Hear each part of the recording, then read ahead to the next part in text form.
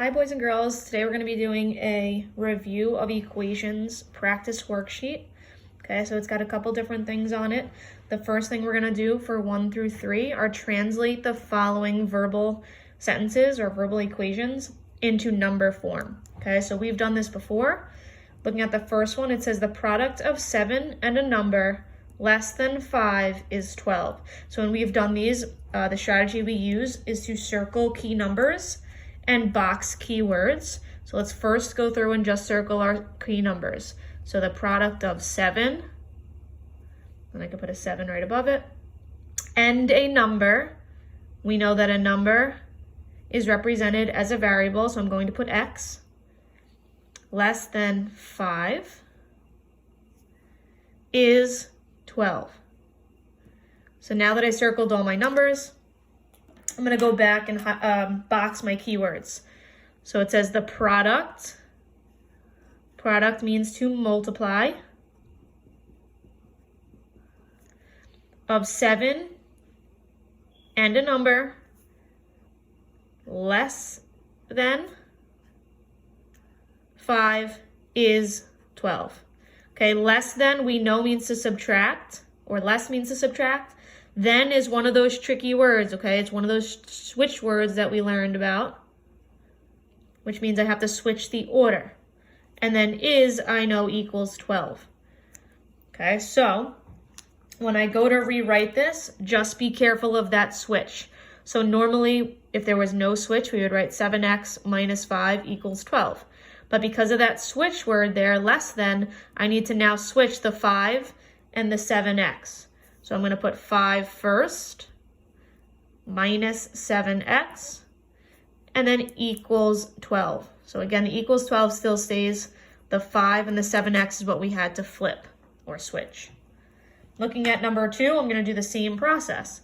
Twice a number is 10 more than a number. So twice a number. So twice means 2 times. A number we know is represented as x is 10. So again, I'm just circling all my key numbers. More than a number. Okay, now I'm going to go back and box my keywords. Twice a number is, which I know means equals, more than, which I know means to add. And then now there's no more words. So it says 2 times or twice a number or 2 times a number is 10 more than a number. So 2 times a number or twice a number, we're going to put 2x is our equals 10 more than a number. So 10 plus x. Looking at number 3, same steps. Circle key numbers, box keywords. Half. So we can write that as a fraction, 1 over 2, of a number. We know a number is a variable. Minus 5 is the sum of k and 13. Got all my numbers circled. Go back and box the keywords. Half of means to multiply. So half of a number, so 1/2 x, minus, I know means to subtract, is means equals, and sum you guys know means addition. So if I just reread this as I start to write it, half of a number, so 1/2 x, minus 5 is the sum of k and 13. So I know I have a k and I know I have a 13. Sum means to add, so that plus sign should go in between the two of them. Number 4 says, which of the following best represents the verbal equation? So same process, it's just a multiple choice question. Okay, so it says the product of a number and 7 is 6 less than the same number. So over here we use x as a number. Okay, anytime I see a number, we use a variable. But now it says the same number, so I must use x again. I'm going to go back and box my keywords. The product, we know means to multiply, of a number and 7 is, tells me where my equal sign goes. We're back to that less than again. Less means to subtract. Then we know, just like up here, then is a switch word. So I'm going to have to switch my order. So let's start to write this before we even look at our choices. It says the product of x and 7, product of a number and 7, we know is 7x. So let's just look at our choices. I have 7x, 7 plus x, 7 plus x, or 7x. Well, we just figured out that it's 7x. So let's get rid of the two choices that don't have 7x, like this one and this one. So now I'm between A and D. Okay, let's keep going. The product of a number and 7, so 7x, is, write down my equals, now 6 less than x, or less than the same number. So if you look at your two choices, it's either going to be 6 minus x or x minus 6. Well, because of that switch word, I know that these two need to flip-flop. So it should be x and then minus 6, which matches choice D. Okay, those are a little tricky. We have to be careful of the switch words. Number 5. Dr. Grew was solving an equation for his new villain machine. Grew's work is shown below. And they give us line 1, 2, 3, 4, 5, and they show the work here. Okay, so let's just look at it carefully. They want to know which lines, or between which lines he made an error. So it says he made an error between lines, and then we have choices here. Okay, so let's just see how he started to solve. If you notice, line 1 and 2 are pretty close to each other, or pretty similar, except this changed from a 16 to an 18, and this -2 disappeared. So to get from a 16 to an 18, he had to have added 2, which is okay, because that's how we get rid of this 2. Okay, so now we're down to here. So we didn't really make a mistake between lines 1 and 2. He just brought the 2 to the right. Now when we start to go here, we know that parentheses means that I need to distribute. So I should be distributing 3 times the x and 3 times the 4. So let's look at his next line. He multiplied 3 times x and got 3x. And then he's supposed to multiply 3 times 4. Well, 3 times 4 is 12. He kept it as a positive 4, which is incorrect. So this right here is where he made his mistake on distributing. So he forgot to distribute the 3 to the positive 4, okay, which is a common mistake. So from line 2 to line 3 is where he made his error, which is choice B down here, line 2 to line 3. Okay.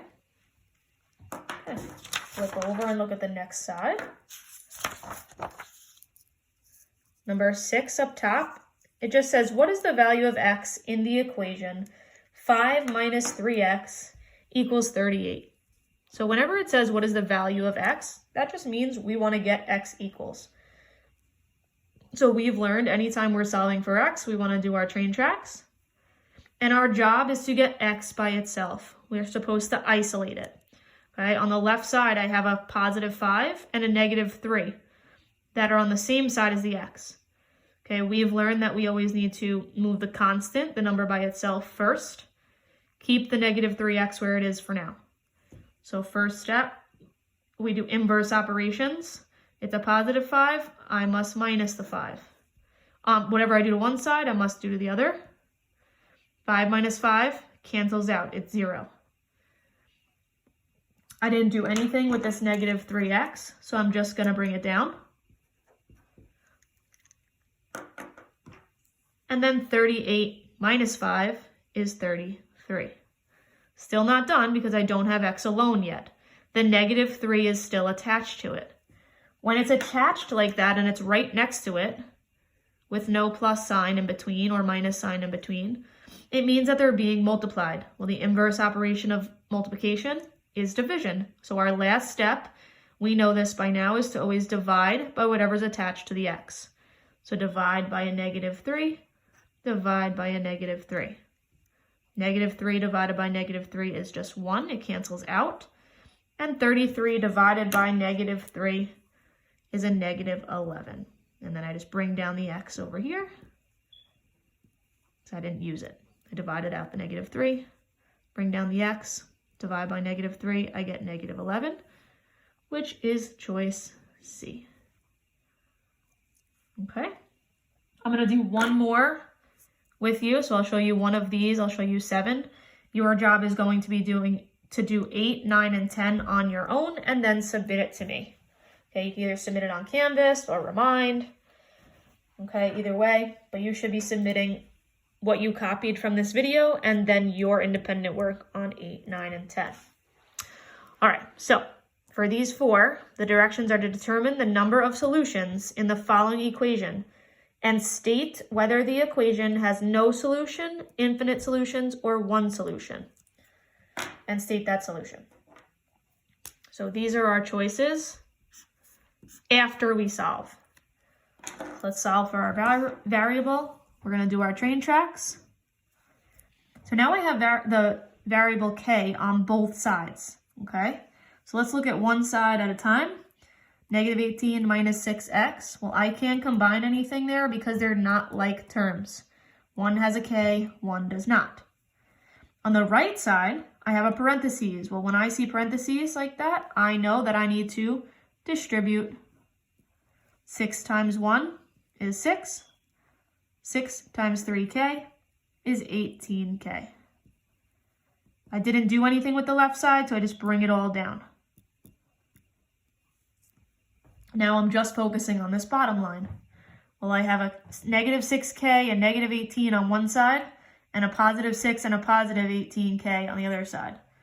Our job is to get all the variables on the same side and all the constants on the opposite side. So what I'm going to move first is this 18k to the left side. When I move it, I need to do inverse operations. So it's a positive 18. I need to do a negative 18k.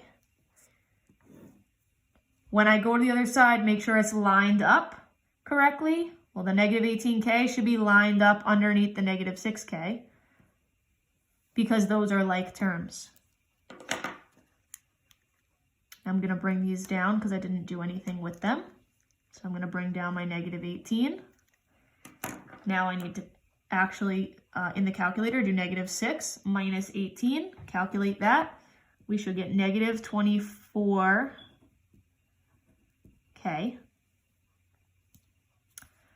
This ends up canceling.